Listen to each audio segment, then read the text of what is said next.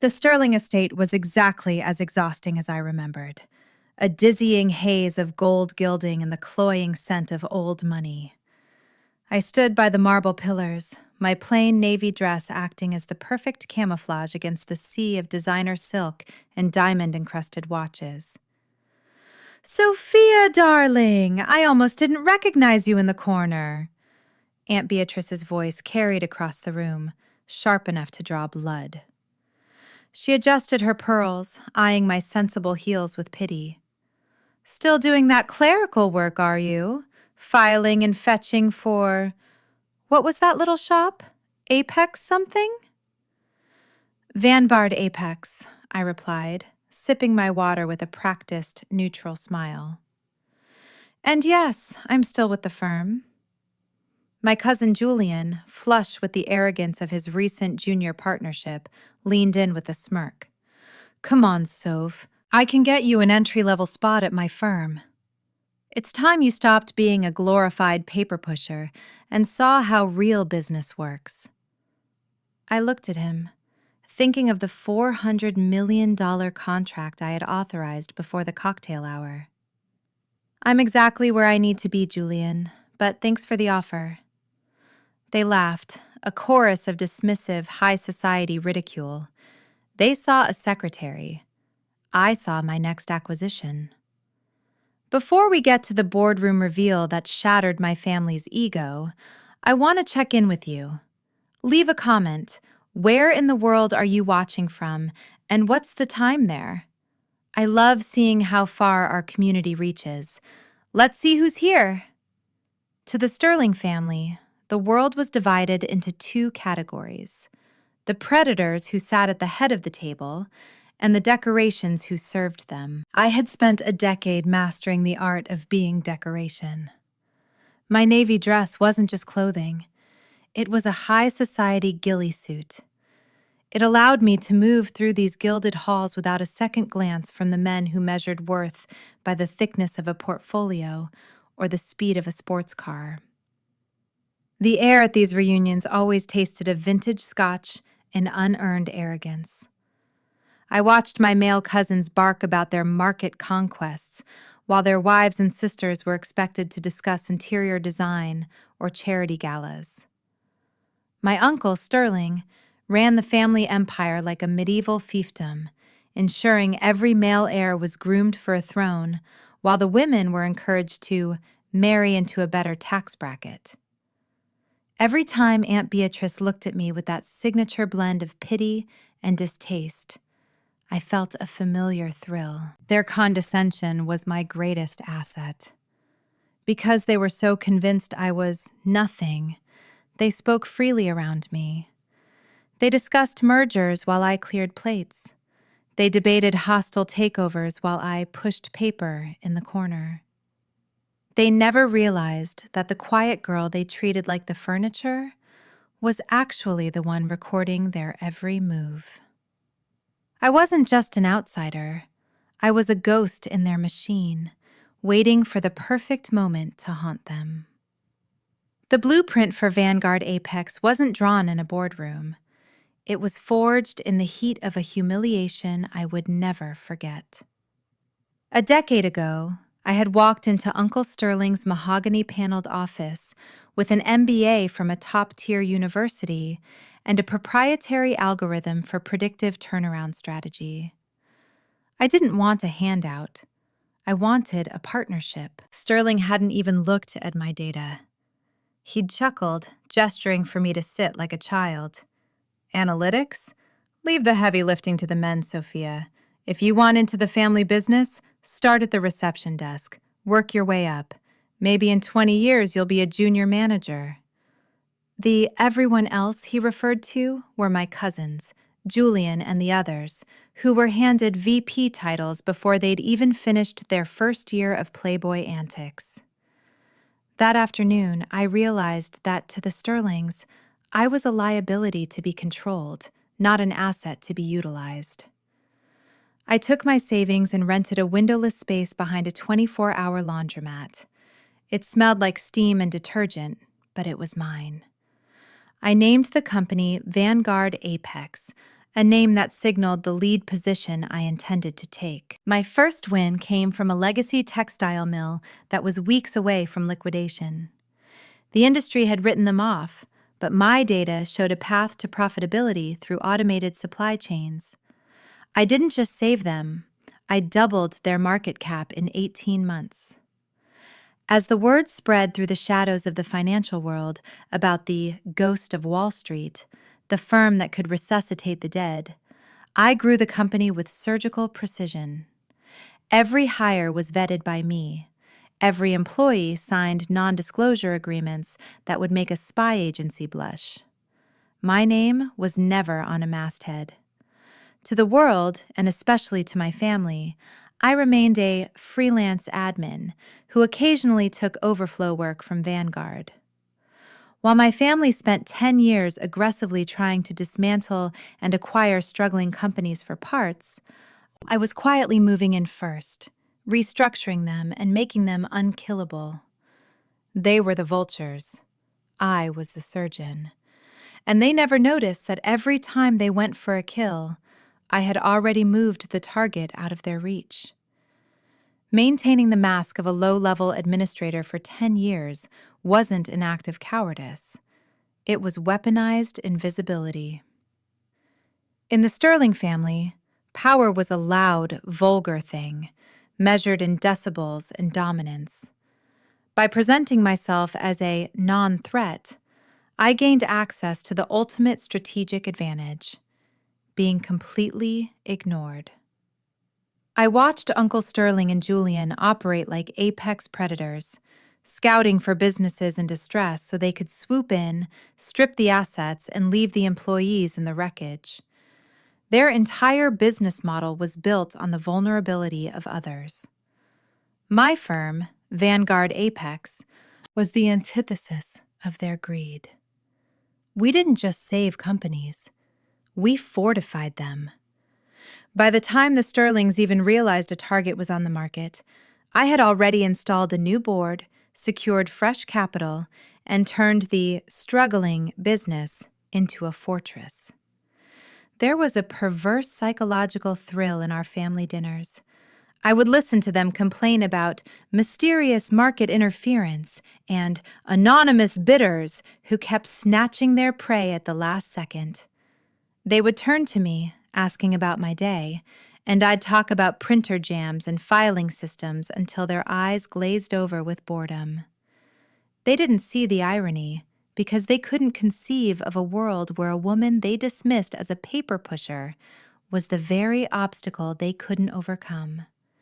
Their sexism wasn't just an insult, it was their blind spot. I lived in that blind spot for a decade, building a wall around their empire while they were too busy laughing at my shoes to notice the foundation was crumbling. The clinking of crystal flutes sounded like a countdown. Aunt Beatrice waved a hand dismissively toward her husband. Sterling is just a bit preoccupied with the Grant Heavy Industries merger. It's a bit more stubborn than we anticipated. Julian snorted, leaning against a gold-leafed table. Stubborn? It's a disaster. Some boutique firm out of the city moved in and restructured their entire debt load overnight. Now the board won't even take our calls. My dad thinks it's some trust fund kid playing at impact investing. They're probably hemorrhaging cash. I felt the corners of my mouth twitch. Sterling Grant hadn't been a disaster. They had been a victim. My firm had stepped in 3 months ago, securing their patents and stabilizing their workforce. The complications my uncle was facing were actually the ironclad legal barriers I had spent 80 hours a week constructing. Suddenly, the silent vibration of my phone against my thigh felt like an electric shock. I stepped back into the shadows of a velvet curtain to check the screen.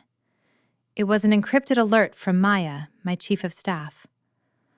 The Sterling Group has officially surrendered on the hostile bid for GHI. They just filed an emergency request for a merger discussion with Vanguard Apex. Meeting set for 9 a.m. tomorrow. They're desperate, Sophia. They have no idea who they're meeting. The air in the ballroom suddenly felt lighter. For 10 years, I had been the one watching from the sidelines. Now, the predators had finally run out of room to hunt. They weren't just losing a deal. They were coming to me to save them from the very hole I had dug for them. "Everything all right, dear?" Beatrice asked, noticing my focus on the phone. "Not more filing work on a Saturday, I hope." I tucked the phone away and gave her a smile that was, for the first time, entirely genuine. "Actually, Beatrice, it's a closing statement. I think I'll head out early. I have a very important appointment in the morning." "Oh, taking notes for someone influential?" "Something exactly like that," I replied. The next morning, I didn't reach for the unassuming navy cotton or the sensible flats. I opened the locked section of my closet, the one Derek and the Sterlings had never seen. I stepped into a charcoal gray tailored power suit with silk lapels that felt like cold, sharp armor. I finished the look with a pair of obsidian stilettos and my grandmother's vintage watch. It wasn't about vanity. It was about visual dominance. In their world, you are what you wear. And today, I was wearing their defeat. I bypassed the main lobby, using my private keycard to access the express elevator that opened directly into the executive wing of Vanguard Apex. As the floors blurred past, I felt the Sophia the Secretary persona shed like a second skin. When the doors slid open, my chief of staff Elena was waiting with a sleek glass tablet and a knowing smirk. "The Sterling Group has been in the main boardroom for 20 minutes. Your Uncle Sterling is pacing, and Julian is trying to intimidate the interns. They're agitated." "Good," I said, my voice crisp and devoid of the hesitant lilt I used at family dinners. "What's the temperature in the room?" "Hostile," Elena replied, falling into step beside me. "Aunt Beatrice tagged along for support. She actually had the nerve to snap her fingers at our senior analyst, asking why the receptionist hadn't brought in a fresh espresso yet. They think they're at a country club, not a multi-billion-dollar firm." I paused at the heavy frosted glass doors of the boardroom. I could hear my uncle's muffled, authoritative voice through the soundproofing. They were so comfortable, so certain of their superiority. For a decade, I had brought them coffee at reunions, filed their mindless paperwork, and let them talk over me as if I were a piece of the architecture. They never looked closely at the woman in the background, because they were too busy admiring their own reflections. "They asked for an administrative assistant to help with the contracts," Elena whispered, her eyes dancing with anticipation. "Well," I said, checking my reflection one last time in the glass, "let's not keep them waiting. I'm ready to provide all the assistance they can handle." The rhythmic click of my obsidian stilettos against the marble floor was the only warning they got. I pushed open the double oak doors and stepped into the room. The atmosphere was thick with the scent of Julian's expensive cologne and the restless energy of men who hated to wait. My uncle, Sterling, was seated at the far end of the long mahogany table, looking every bit the predatory patriarch. He didn't even look up from his phone. "Finally! Is the coffee coming, or do we have to file a formal complaint with the CEO?" Beatrice, perched on a chair near the window, was the first to actually look at me. Her jaw didn't just drop, it practically hit the floor. "Sophia? What on earth are you wearing? And why are you empty-handed? We've been waiting for service for 20 minutes. Julian let out a sharp, mocking laugh. "Playing dress-up in the boss's office, Soph? You look like you're trying out for a role on a TV show.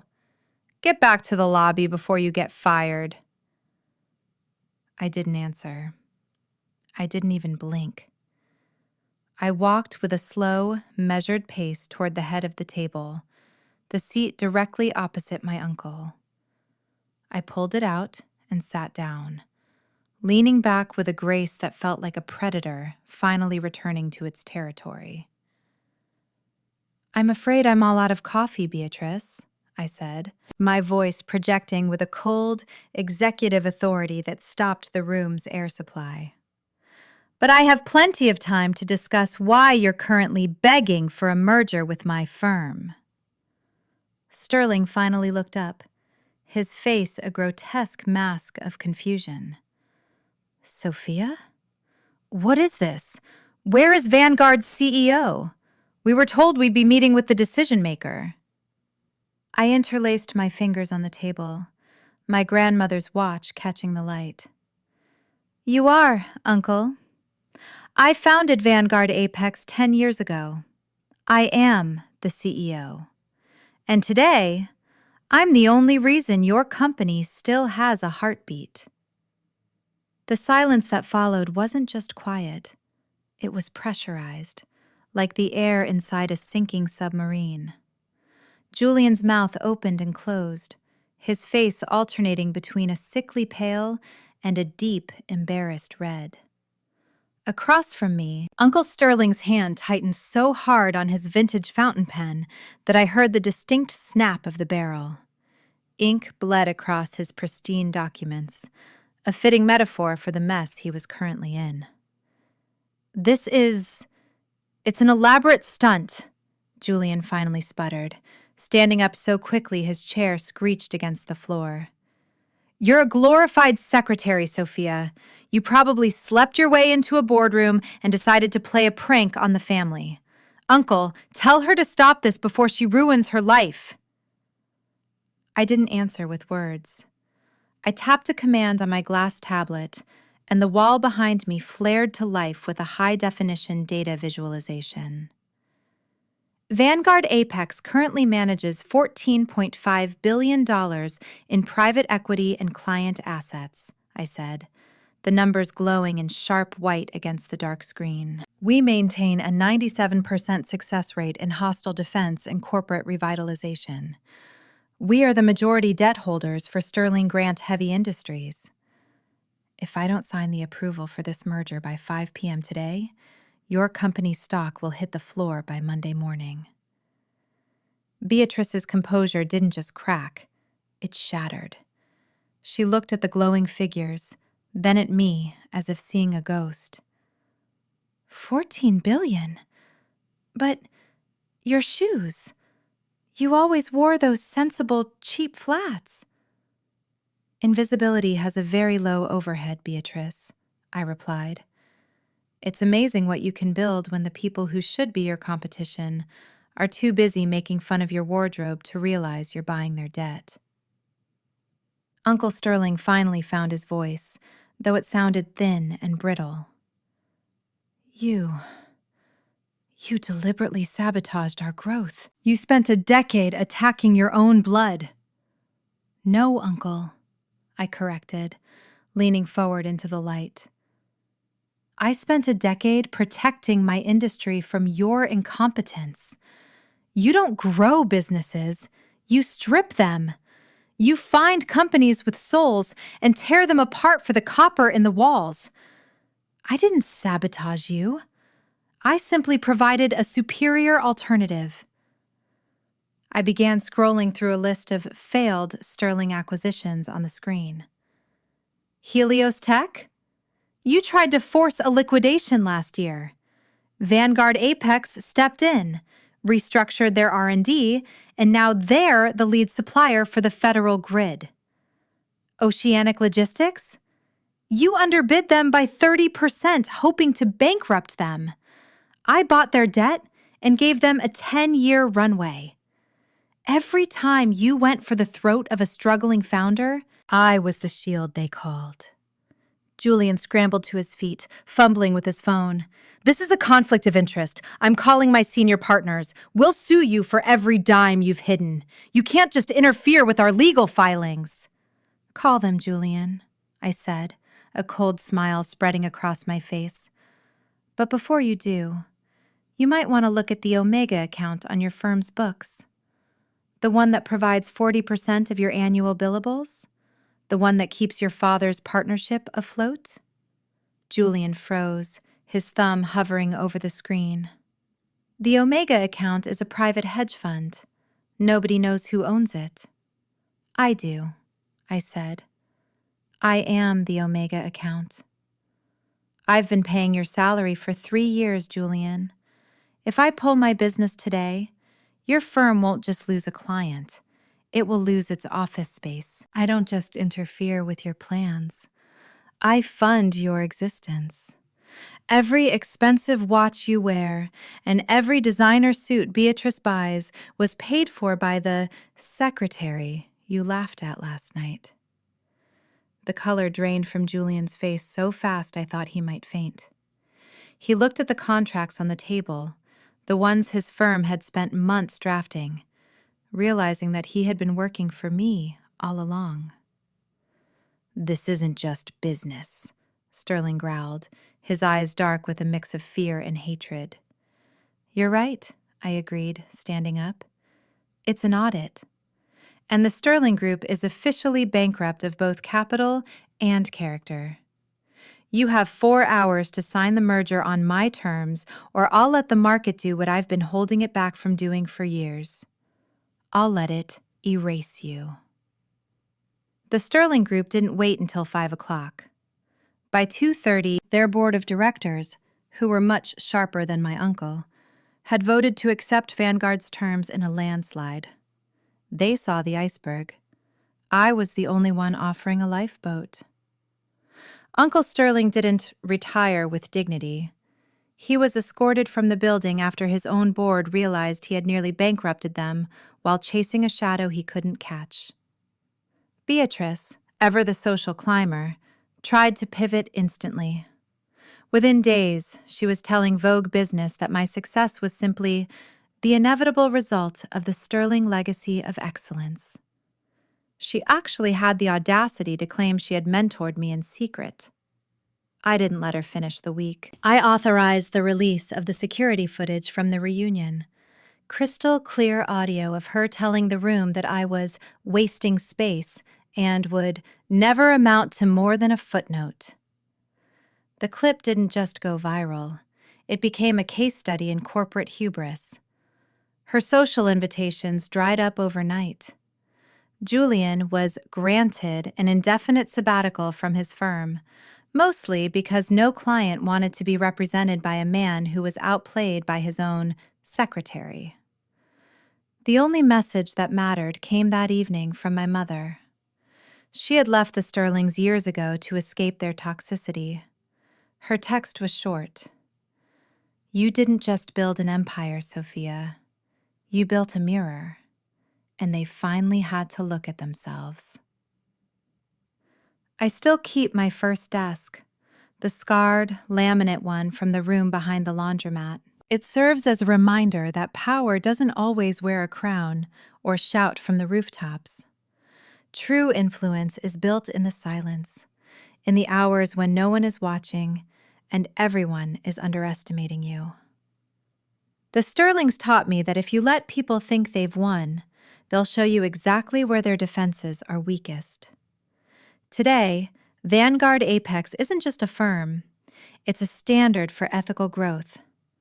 I don't have to hide anymore, but I still value the lesson of the secretary. It taught me to look at the people the world ignores, because they're usually the ones holding the keys to the future.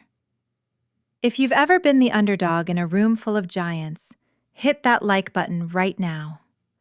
Your value isn't defined by their inability to see it. I want to hear from you. Have you ever had a reveal moment where you proved a toxic person wrong? Or are you currently building your own empire in the shadows? Drop your story in the comments. I read them all, and I'm rooting for every one of you. Don't forget to subscribe and turn on notifications so you don't miss our next deep dive into power and justice. Remember, play the long game, stay quiet, and let your success be the only noise you make. Until next time.